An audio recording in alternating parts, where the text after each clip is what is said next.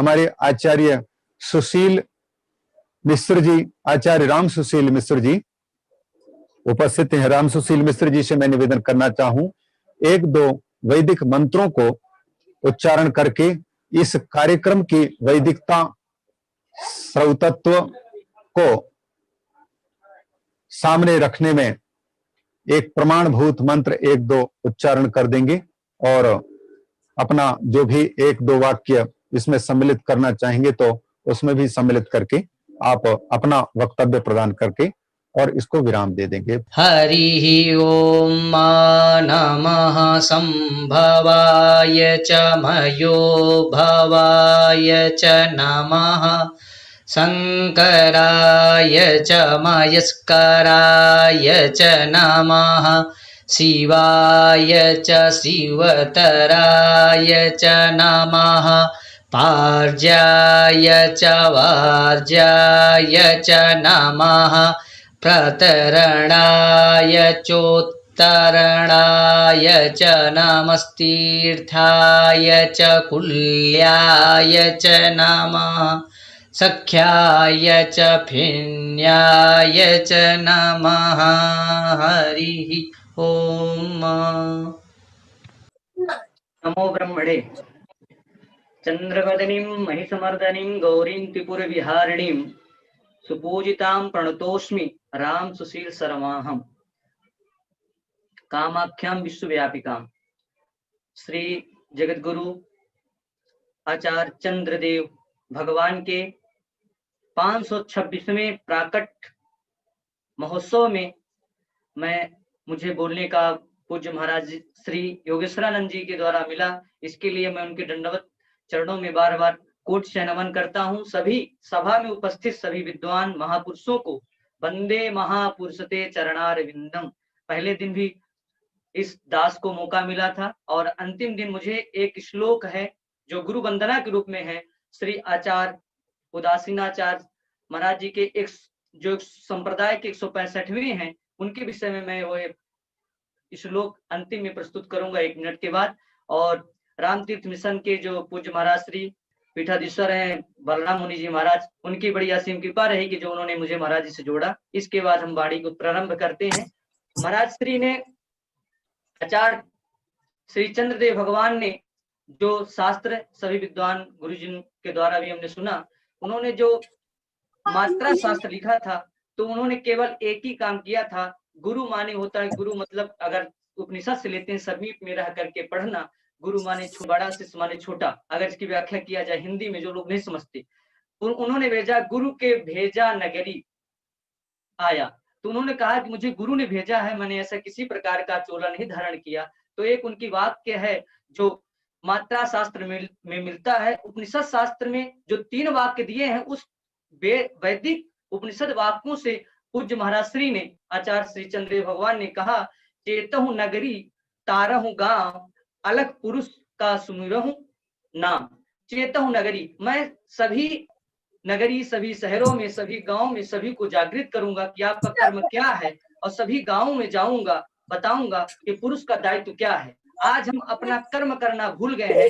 अगर कर्म के विषय में किसी ने बताया है तो पूज्य महाराज श्री आचार्य चंद्रदेव भगवान ने। मैं बड़ा भाग्यशाली रहा कि मुझे काशी में अनेक विद्वानों के बीच में रहने का, पूज्य गुरु जी के विषय में, और उदासीन विद्यालय में खुद मैं जहाँ निर्मल दास जी महाराज जी रहते हैं स्वयं भी उनकी बड़ी कृपा रही, मैं वहां पढ़ा और आता जाता रहा, वहां पढ़ता रहा। भोजन का भी मुझे बहुत योग बना। तो मैंने सभी जयंतियों में महाराज श्री के 3-4 जयंतियों में लगभग रहा और जटा वाले गुरु जी थे, रमाकांत गुरु, शुक्ल गुरु जी, ज्योतिष वाले, सभी के बीच में मैं रहा और मैं देखा कि इतना धूमधाम से मनाया जाता था। कुछ उनके शास्त्र भी मैंने अध्ययन किए। तो उसी विषय में उन्होंने बताया कर्म क्या है। आज लोग अपने कर्म के पीछे हट जाते। चेतहु नगरी तारहु गांव। जब हम अपने कर्म को जानेंगे तो चंद्र भगवान कहते हैं हमें अपने कर्म को जानना चाहिए। कर्म क्या है? वैदिक कर्म होना चाहिए, जो उपनिषद वाक्य है, जो उत्तिष्ठ जाग पापु वरान वाले में। आगे हमें क्या है, वहां पर लोग कहते हैं उठना है, फिर जागना है, इसके बाद आपको कार्य करना है जो वेद बताता है। तो क्या है कर्म? लोग कहते हैं पढ़ना भी कर्म है, बोलना भी कर्म है, शास्त्र को समझना भी कर्म है। पर जो लोग अशब्द बोलते हैं, गाली देते हैं, वो भी कर्म है। जो लोग दूध, गंगा जल, चरणामृत लेते हैं वो भी है, जो शराब आदि का सेवन करते हैं वो भी कर्म है। आप बताइए कर्म में अंतर क्या रह गया? कर्म होगा कैसे? वह वैदिक कर्म होगा, जो सनातनी वैदिक कर्म होगा, जो उस कर्म को समझेगा तभी उसको उसका अनुरूप फल मिलेगा। इसलिए हमें वैदिक सनातनी कर्म करना चाहिए, जो महाराज श्री ने चेतव नगरी तारम गांव इस पंक्ति से उन्होंने कहा है। तो इसी पंक्ति के अनुसार मैं अपनी वाणी को यहीं आगे विराम करूंगा, इस श्लोक के माध्यम से, प्रार्थना के माध्यम से।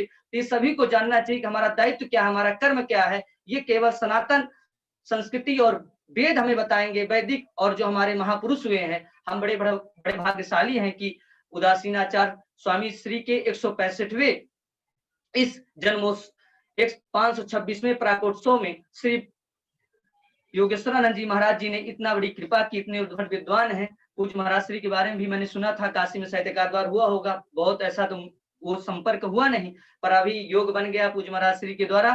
तो इनकी जो हमने पढ़ा जीवन परिचय भाद्र शुक्ल पक्ष 9वीं तिथि को हुआ था, उसी विषय में मैंने सोचा पूज्य महाराज श्री सदगुरुदेव भगवान अमरकंटक वाले महाराज जी श्री ने, श्री कल्याण दास जी महाराज जी ने भी कल आशीर्वाद दिया, गुरु जी ने भी, रमाकांत गुरु जी ने भी किया, भरतदास जी भी महाराज जी ने वो बोला, और सभी विद्वानों ने बोला, और निर्मल दास जी महाराज जी, बलराम मुनि जी महाराज जी लोगों ने बोला, सब लोगों ने।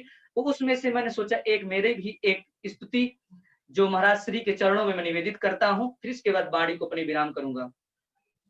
माधुर्यं वचने स्मितं च बदने दिव्यादया नेत्रयो करताब्जे परमार्थमेव सततम् रात्रौ दिवा केवलम् चित्ते ध्यानमुखण्डितं रघुपते यस्य प्रभावोज्ज्वलम् तस्मै श्री चंद्रदास गुरुवे सदा वंदनम, गुरुवे सदा वंदनम। ओम शांति शांति। नमो ब्रह्मणे। पूज्य महाराज श्री का बहुत बहुत आभार, बहुत बहुत दंडवत कि मुझे मौका मिला ऐसे विद्वानों के बीच में 2 मिनट बोलने के लिए। पूज्य महाराज श्री श्री योगेश्वरानंद जी महाराज जी को प्रणाम करते, अपने वाणी को विराम करते। हरिओम।